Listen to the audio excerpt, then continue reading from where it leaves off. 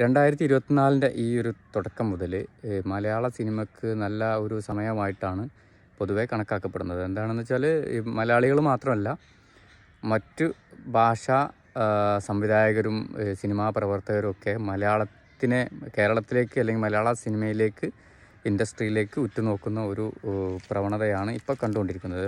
രാജമൗലി വരെ ഇപ്പോൾ കഴിഞ്ഞ പ്രേമലു ഒക്കെ കണ്ടിട്ട് രാജമൗലി പറഞ്ഞതാണ്, കേരള സിനിമ ഇൻഡസ്ട്രിയോട് എനിക്ക് അസൂയയാണെന്ന് പറഞ്ഞൊരു സംഭവം വരെ ഉണ്ടായിട്ടുണ്ട്. രാജമൗലിയൊക്കെ അങ്ങനെ പറയാമെന്ന് പറയുമ്പം മലയാള സിനിമയ്ക്ക് ഒരു അവാർഡ് തന്നെയാണത്.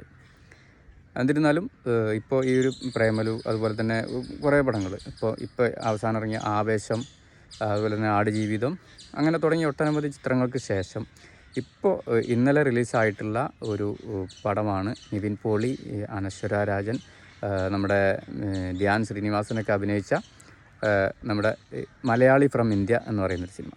ഈ ഒരു സിനിമയുടെ മലയാള സിനിമയെ നല്ലത് പറയിപ്പിച്ചുകൊണ്ടുള്ള ഒരു പിടി നല്ല ചിത്രങ്ങൾ സമ്മാനിച്ച ഈ ഒരു ഘട്ടത്തിൽ തികച്ചും ഡിസപ്പോയിൻറ്റിംഗ് ആയിട്ടുള്ള പെർഫോമൻസും കാര്യങ്ങളുമാണ് എല്ലാവരും ഇതിൽ കാഴ്ചവെച്ചിട്ടുള്ളത്. എന്താണെന്ന് വെച്ചാൽ, ഒന്ന് സ്റ്റോറി വൈസ് തന്നെയാണ്.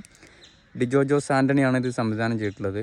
എന്തായിരുന്നാലും ഈ ഒരു നല്ല സിനിമ ഇറങ്ങിയ ഒരു പരമ്പര തന്നെ ഇറങ്ങി നല്ല സിനിമയുടെ ഈ ഒരു ഘട്ടത്തിൽ ഒരിക്കലും നമുക്ക് ഉൾക്കൊള്ളാൻ പറ്റാത്ത രീതിയിലുള്ള ഒരു സ്റ്റോറി, നമുക്ക് കണക്ട് ചെയ്യാൻ പറ്റാത്ത രീതിയിൽ, എന്നെ സംബന്ധിച്ചിടത്തോളം നമുക്ക് കണക്ട് ചെയ്യാൻ പറ്റാത്ത രീതിയിലുള്ളൊരു സ്റ്റോറി, മൊത്തത്തിൽ നമുക്കൊരു കണക്ട് ചെയ്യുക, ഒരു ഡോക്യുമെൻ്ററി കാണുന്ന ഒരു രീതിയിലുള്ള ഒരു സിനിമയാണ് ആയിട്ടാണ് എനിക്ക് തോന്നിയത്. നല്ലൊരു പാട്ടോ അല്ലെങ്കിൽ നല്ലൊരു സ്റ്റോറിയോ, അവസാനം ഒരു പാകിസ്ഥാനി ആ കുട്ടി നമ്മൾ UN ഇതിൽ സംസാരിക്കുന്ന ഒരു മലയാളികളെ കുറിച്ച്, അല്ലെങ്കിൽ ഈ നിവിൻ പോളിൻ്റെ ഈ ഒരു കഥാപാത്രത്തെക്കുറിച്ച് പ്രസംഗിക്കുന്ന ഒരു ഘട്ടമുണ്ട്. ആ ഒരു ഘട്ടം മാത്രമാണ് നമുക്കൊരു കുറച്ചൊരു ടച്ചിങ് ആയിട്ട് തോന്നുന്ന ഒരു സംഭവം ഉള്ളത്. ബാക്കിയൊന്നും കോമഡി ആണെങ്കിൽ കോമഡി ഇല്ല, സ്റ്റോറി ആണെങ്കിൽ സ്റ്റോറി ഇല്ല, അങ്ങനെ ഒന്നുമില്ലാത്തൊരു ഡോക്യുമെൻ്ററി ടൈപ്പ് പടം.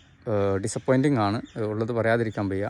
പടം പൊട്ടാൻ കാരണം റിവ്യൂകളാണ് എന്നുള്ള പറയപ്പെടുന്നുണ്ട്. അങ്ങനെയാണെങ്കിൽ അങ്ങനെ, അതിനും എതിർപ്പില്ല. എന്തായിരുന്നാലും വളരെ ഡിസപ്പോയിൻറ്റിംഗ് ആയിട്ടുള്ളൊരു സ്റ്റോറി അല്ലെങ്കിൽ ഒരു സിനിമയാണ് ഈ മലയാളി ഫ്രം ഇന്ത്യ എന്നെ സംബന്ധിച്ച്.